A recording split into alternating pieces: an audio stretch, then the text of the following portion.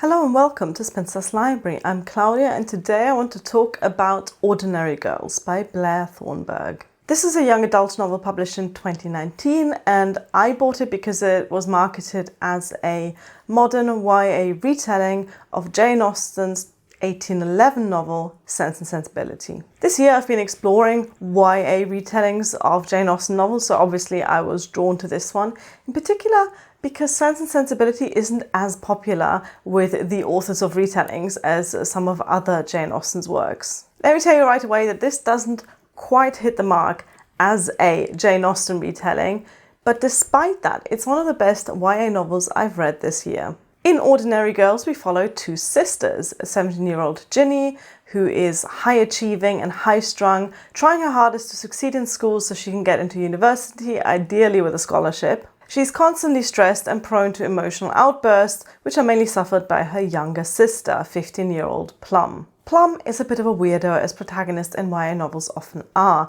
She doesn't have any friends beyond her immediate family. And while she's very bookish, she often feels overshadowed both by her high-achieving older sister and by their deceased father, who made a name for himself as a writer. They live in a big but not particularly well-kept Victorian house somewhere in America, with their widowed mother, an artist who supports the family almost entirely from the royalties of a children's book that she illustrated decades ago, as well as their neighbour and tenant, a music PhD student who's consistently called almost Dr. Andrews throughout the book. There's also a couple of dogs, chickens, and a cat named Kit Marlowe. The book is written from Plum's point of view, and we follow her as she deals with financial problems at home, isolation at school, and a secret friendship with her schoolmate and neighbour Tate, who's exactly the sort of boy she never thought she'd actually want to spend time with, since he's popular, rich, a bit too into sports, and not at all into books.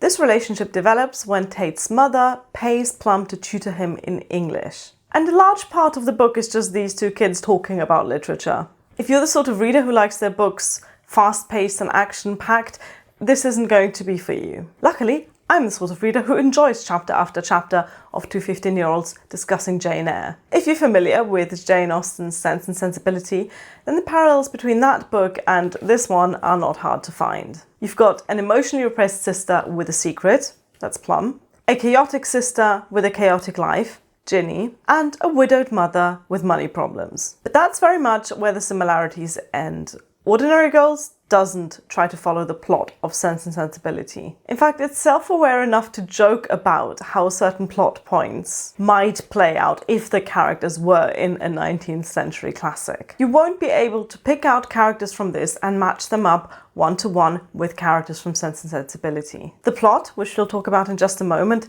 doesn't play out like it does in the original for the most part. And still, this is one of my favourite YA Jane Austen retellings I've read, because what this has, which so many Jane Austen retellings fail at, is humour. This book is genuinely funny and in a quiet, cerebral sort of way that really does Jane Austen's writing justice. With its many references to classic literature, not just in the way that Plum compares her own life to the classics she reads both for school and for fun, this definitely has a timeless feel to it. In fact, on more than one occasion, this reminded me not of Sense and Sensibility, but of I Captured the Castle by Dodie Smith, a book from the 1940s about two sisters who grow up in a dilapidated castle, and one of my favourite ever books. The Sisters' House in Ordinary Girls is not a castle, but it is old, for American standards. It's still 1 or 2 centuries newer than the house I'm currently sitting in. But just like this house, the house in the book is one that needs constant fixing. And that's where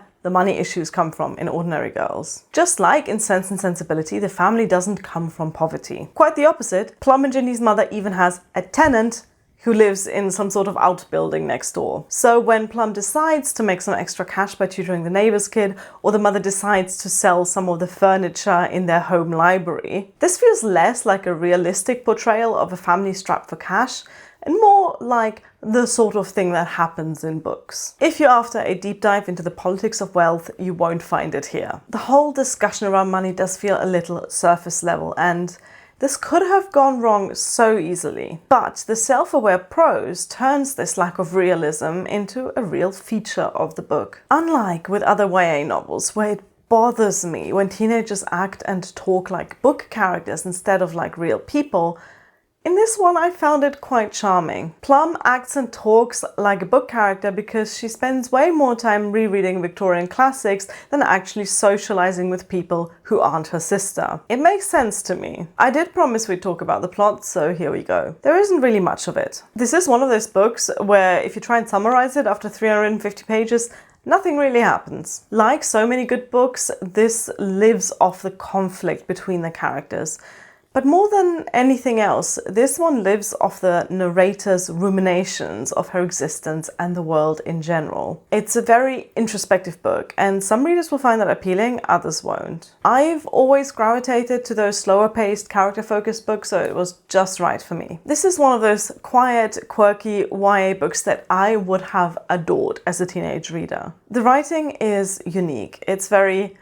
I realize I'm using the word self-aware a lot, but it just fits. Even if this isn't a direct retelling of Sense and Sensibility, you can tell that the author was heavily inspired by classic novels. In particular, the way they depict familial relationships. As I said, very little actually happens in this book. There's the tiniest little romance plot, a half-hearted attempt to make you care about the sister's financial situation, and a surface-level discussion on more serious matters of mental health. No, the main conflict is between the sisters.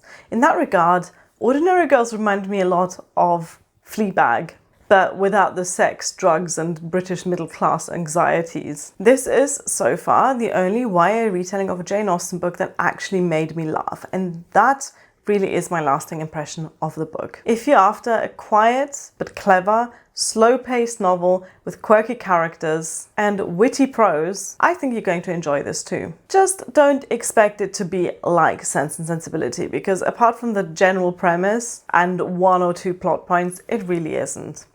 Let me know if you've read Ordinary Girls and what you made of it, and drop any other recommendations you have for modern young adult retellings of Sense and Sensibility in the comments below. Thank you so much for watching. Bye!